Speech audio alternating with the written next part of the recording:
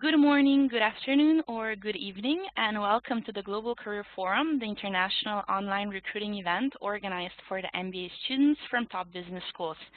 We welcome you to today's session with PricewaterhouseCoopers, and we have the pleasure to welcome for this live session our two keynote speakers, Pierre-Antoine Balou, who is a partner at Pricewaterhouse France People and Organization, and Stefano Caprara, who is a senior associate at PricewaterhouseCoopers. As this is a live Q&A session, I do invite all participants to ask your questions in the Q&A panel on the top right side, and we will convey them to the speakers. Pierre-Antoine and Stefano, warm welcome.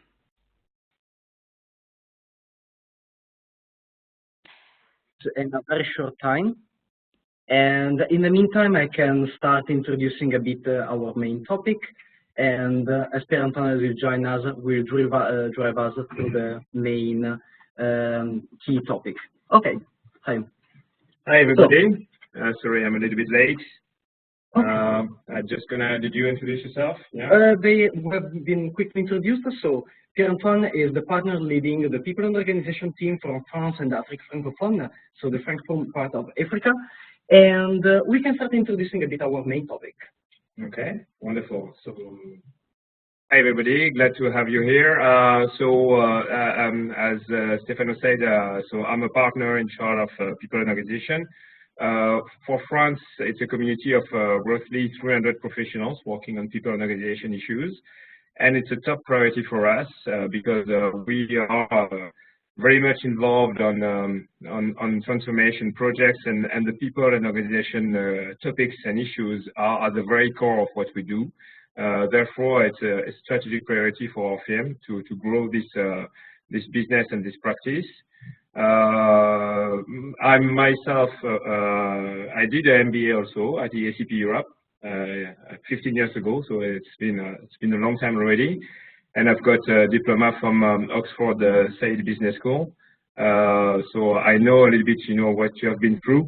And that's also why we are looking for some people with MBAs like Stefano, who joined us a few months ago, because we want some people with, which are very open-minded, with some professional experience, maybe not in consulting, that's not a requirement for us, but people who are able to deal from strategy to execution and to embrace or to approach, the big picture of what transformation is about within an organization.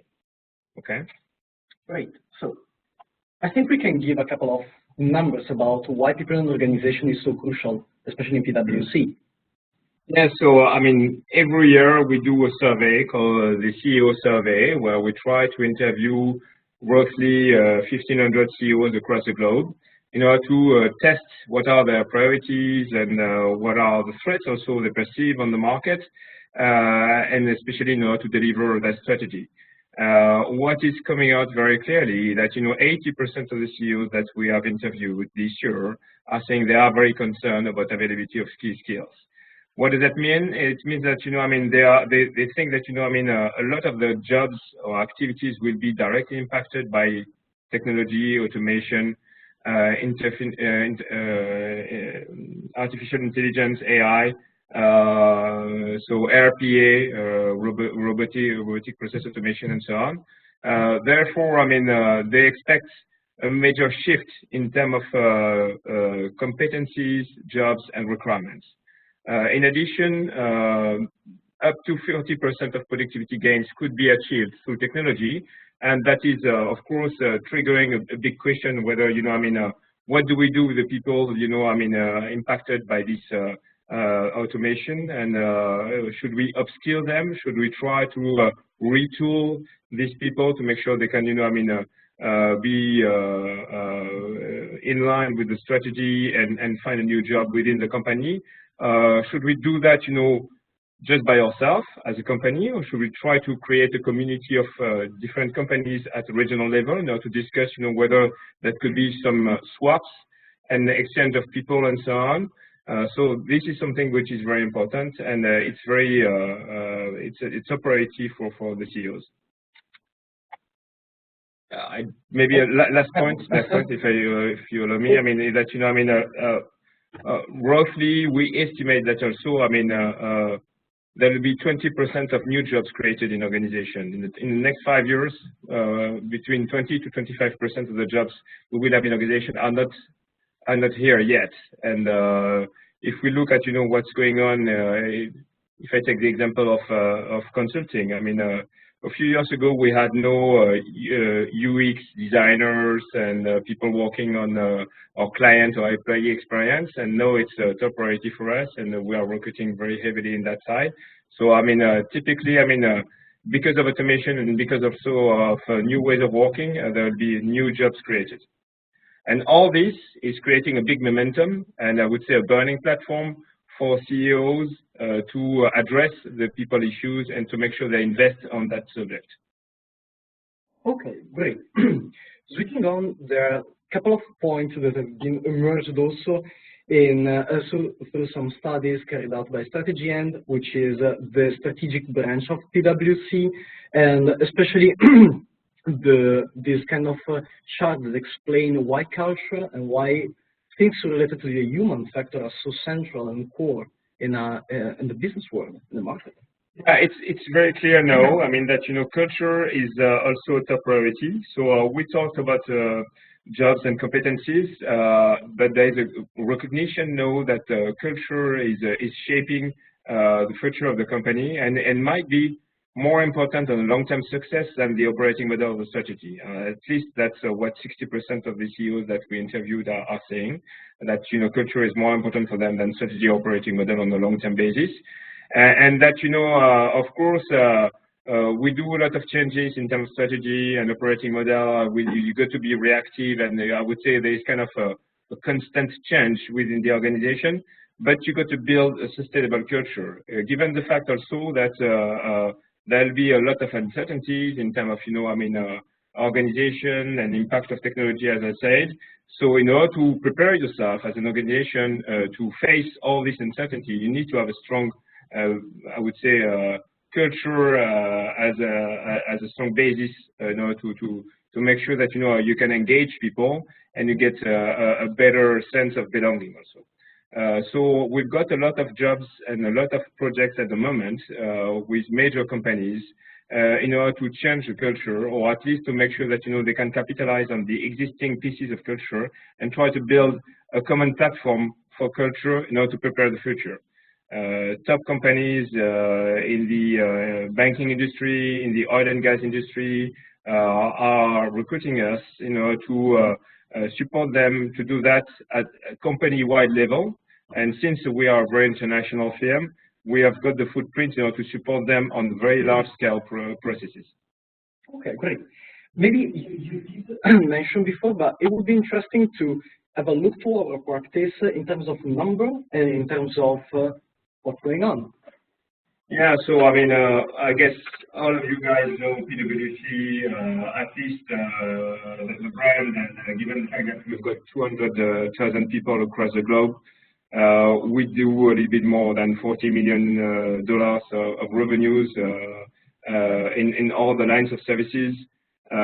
So we've got three major lines of services. We've got, of course, the audit or assurance business, which was the original one, I would say. Then we've got the tax and legal services, and we've got the advisory business. In the advisory business, we can split it in deals, everything about the deals, and the people in organization is working also on that. I will come back to that in a minute. We've got Strategy End because we did the acquisition of Booz a few years ago, 3.5 years ago, and so it's now our strategy arm. And we've got management consulting. And in all these lines of services, especially in advisory, people organization practice is very strong and is a top priority.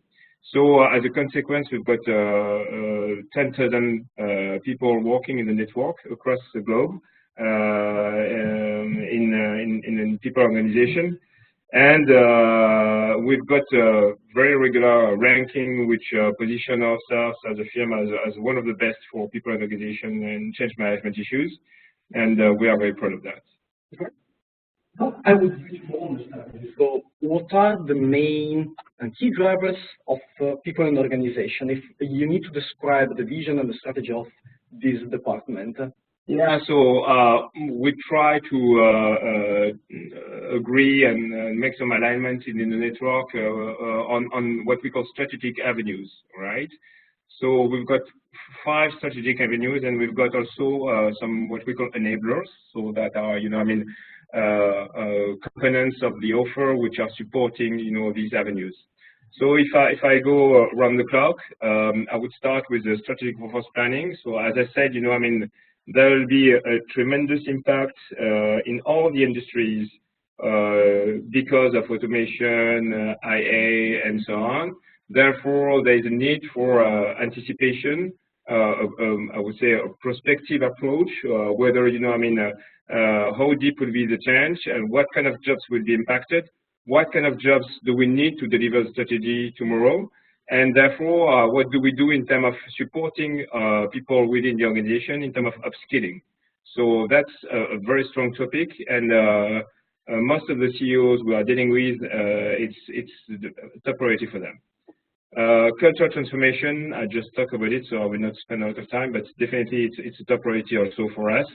And we've got a center of excellence based in the US called the Katzenbar Center, because we've got a guru in our firm called John Katzenbar, who is quite famous and who has published a lot of books about cultural transformation. And so through this center of excellence, we do support a lot of our clients on this cultural transformation journey. People in deals, definitely one of the top criteria or lever in order to deliver a successful deal and to create value in deals is to make sure that you got a successful cultural integration through the M&A process, but also that you are able to handle more complex HR subjects like restructuring, carve-out, and so on. So therefore, it's a top priority for us. So in that matter, we worked very closely with our deal teams to make sure that it's fully embedded in the value proposition. We've got Perform. So Perform is a methodology which has been designed by PwC in the network. And the idea is it's very close to lean management for those who are familiar with this concept. I guess through the MBA you have approached this concept.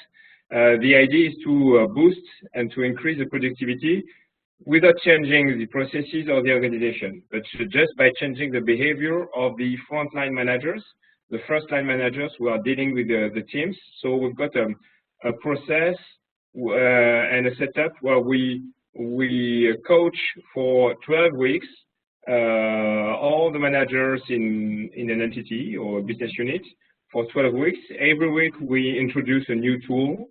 And that, I don't know, data visualization, problem solving, and so on, to make sure they can achieve significant boost in terms of productivity, up to 30%. And this is very, very, very effective.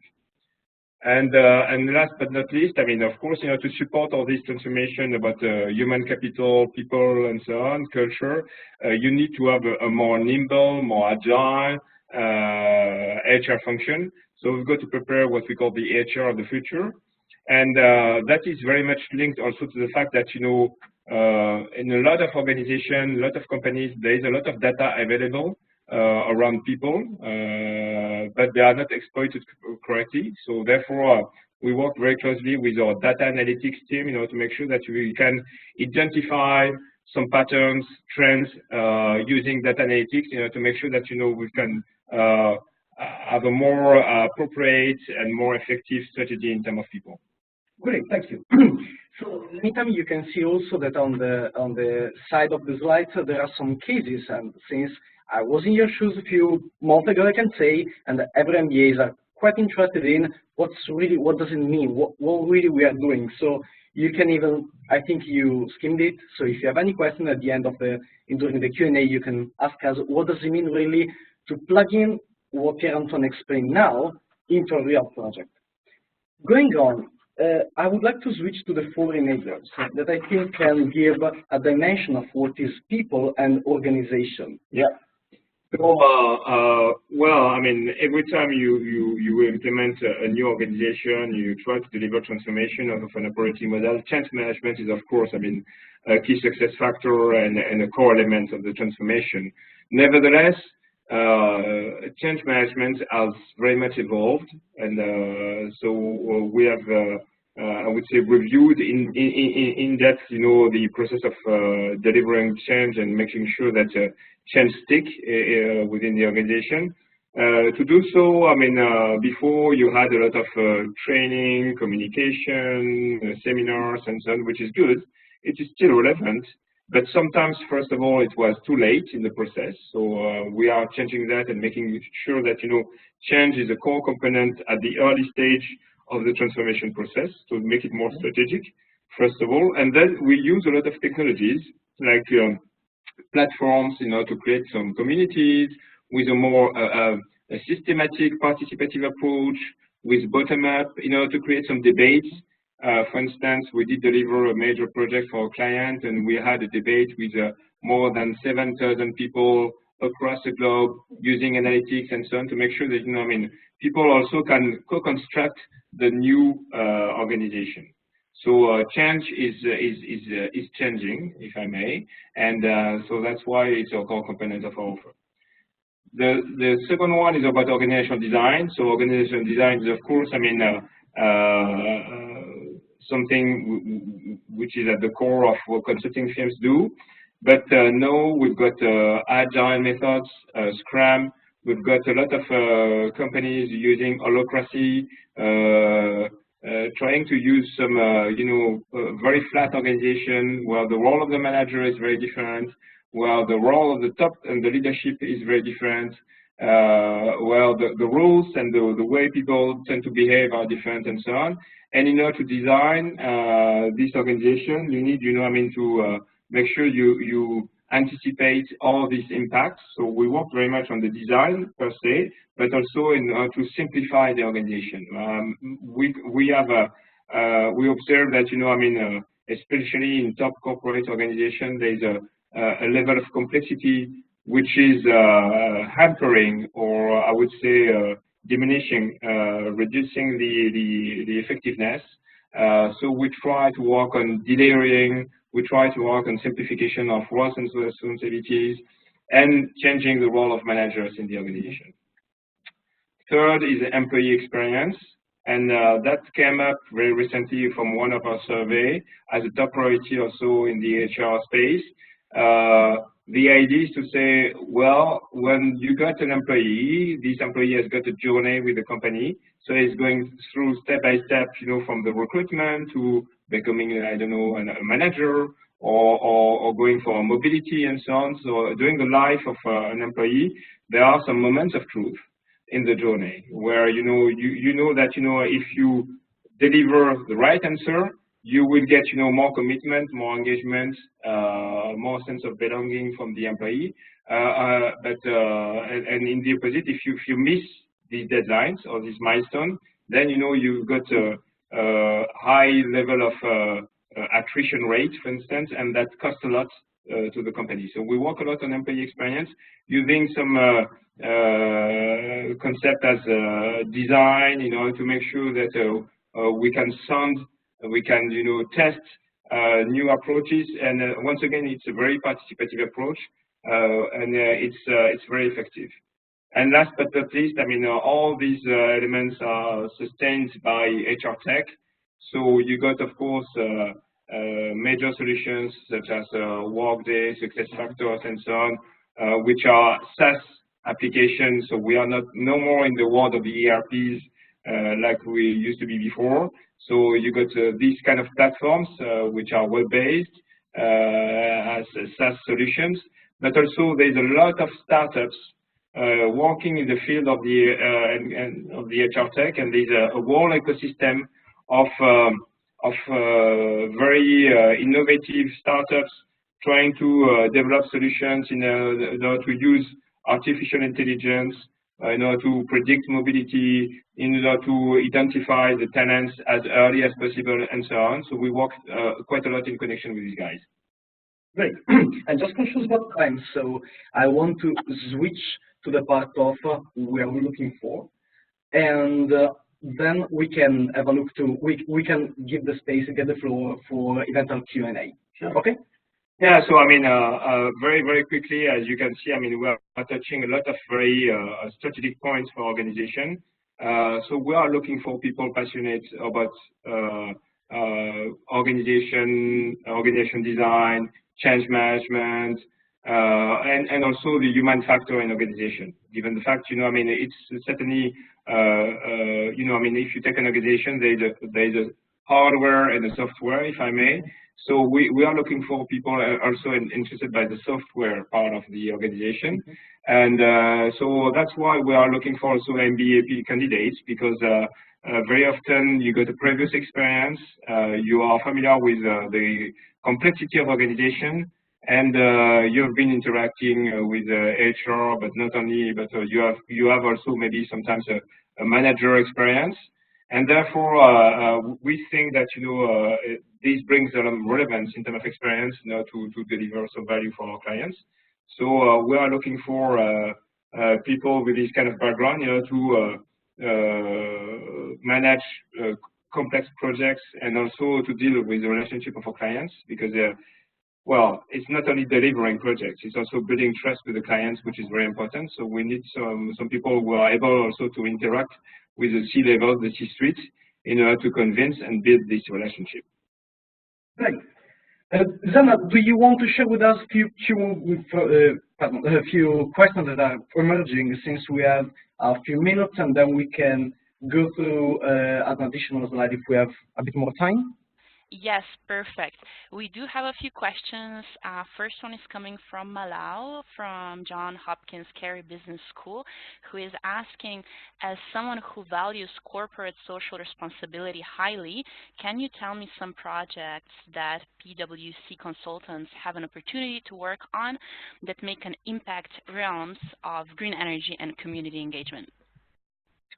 So this subject of CSR is a priority for a lot of our clients, but the project I've got in mind is a project that we have delivered for a major oil and gas company, and recently we did support them in order to diversify their portfolio of activities. And so we created a new entity dedicated to renewable energy, where they also made some acquisitions in the field of electricity, battery suppliers, and so on.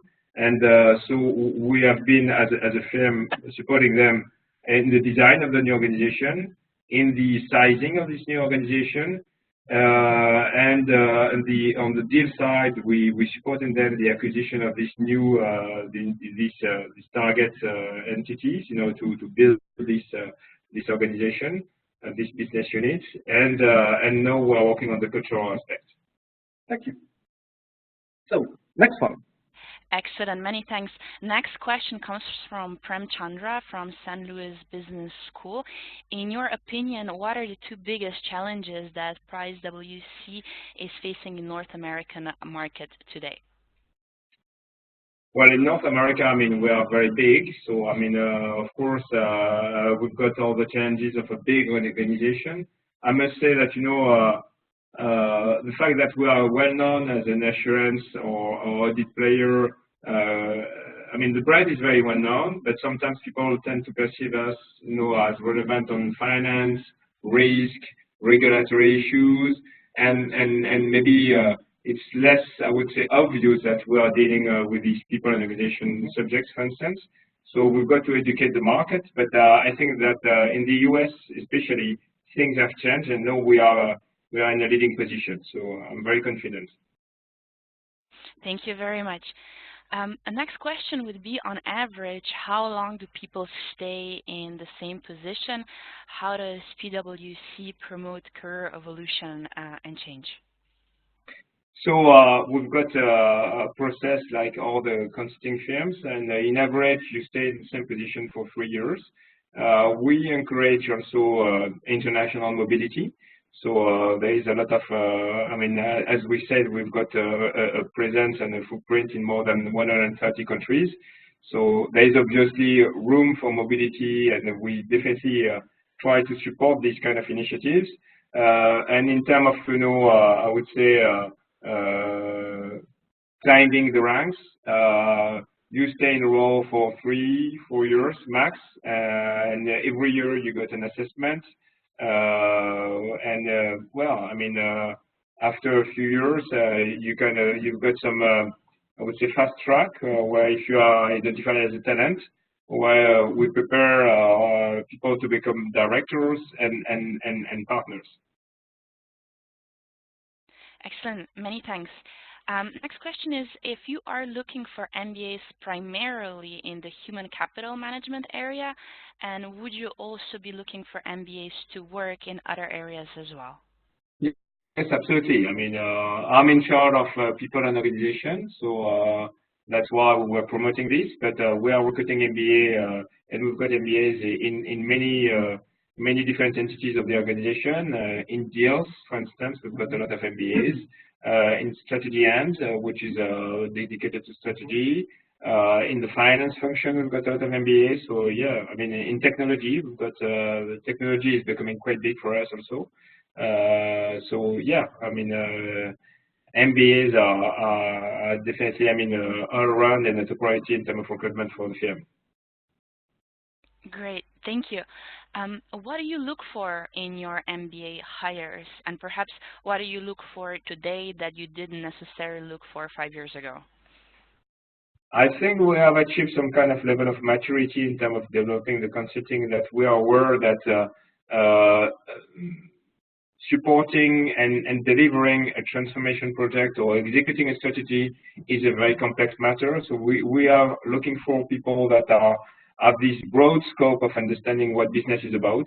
And when you have done an MBA, you touch a little bit of everything. So you got, I would say, a C-level view of what are the subjects, and so you can anticipate what are the impacts, because you got this broad spectrum of and you can make the connection and connect the dots. That's why we are looking for MBAs. Excellent. And what would be the skill, in your opinion, that MBA students underestimate the most? What they underestimate? Yes.